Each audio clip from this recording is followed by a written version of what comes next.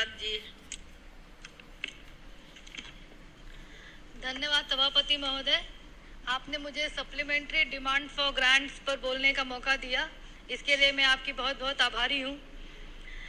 Ma'am, इस अतिरिक्त budget की मांगों में मेरी भी संसदीय क्षेत्र लालगंज आजमगढ़ के कुछ मांगों को शामिल किया जाए, यही मेरा अनुरोध है।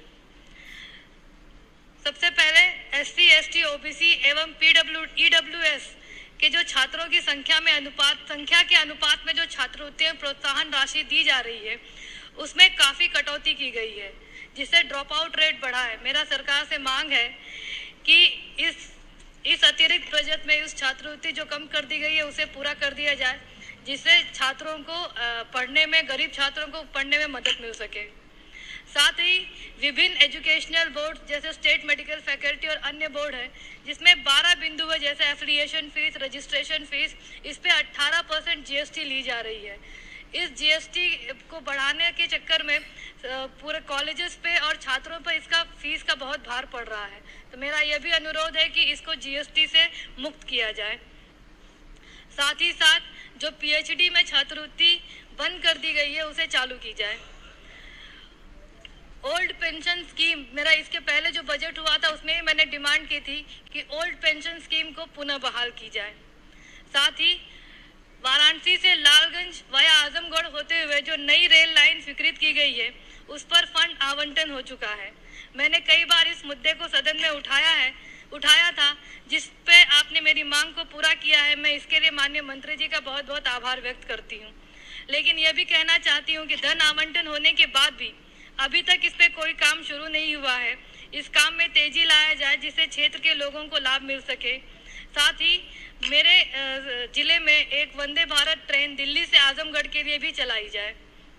हमारे जनपद आजमगढ़ में मंदूरी हवाई अड्डे को विस्तार के लिए किसानों की जमीन अधिग्रहण को लेकर काफी आंदोलन चल रहा है।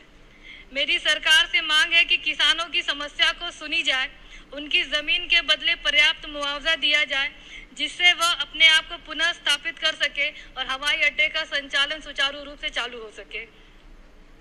मेरे लोकसभा क्षेत्र लालगंज के विधानसभा निजामबाद में भदुली से लेकर निजामबाद होते हुए पवई कलान तक और विधानसभा अतरौलिया में हिरौला बाजार से कप्तानगंज का रोड काफी क्षतिग्रस्त है और काफी बार इसकी डिमांड की गई, लेकिन अब धन कमी होने के कारण यह अभी तक टूटा पड़ा हुआ, इसे बनवाना बहुत आवश्यक है। PMJSY के तहत जो धन आवंटित हुआ है उसे मेरे जिले में और बढ़ाया जाए, क्योंकि ग्रामीण क्षेत्र होने के साथ साथ बहुत से ऐसे रोड है जिनको इस योजना में शामिल करना अनिवार्य है।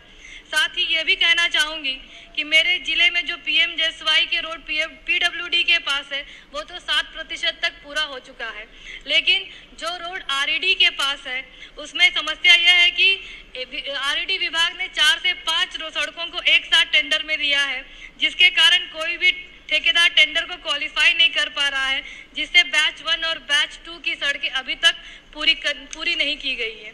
मेरा अनुरोध है कि केंद्र सरकार इसको संज्ञान में ले और विभाग को आदेशित करे कि एक सड़कों का टेंडर किया जाए, जिससे सड़कें जल्द से जल्द बनवाई जा सके। पर्यटन विभाग की योजना थी कि तीर्थ स्थलों पर सुंदरीकरण एवं सड़कों को जोड़ा जाए। मेरे लोकसभा क्षेत्र में दुर्वासा ऋषि आश्रम, शीतला धाम, माँ परमेश्वरी धाम और ऐसे कई तीर्थ स्थल है जिनको सुंदरीकरण की आवश्यकता है। मेरा अनुरोध है कि इस डिमांड को भी सरकार इस अतिरिक्त बजट में शामिल करें और आपने मुझे बोलने का पर्याप्त अवसर दिया, मैं इसके लिए आपकी बहुत बहुत आभारी हूँ। धन्यवाद। श्री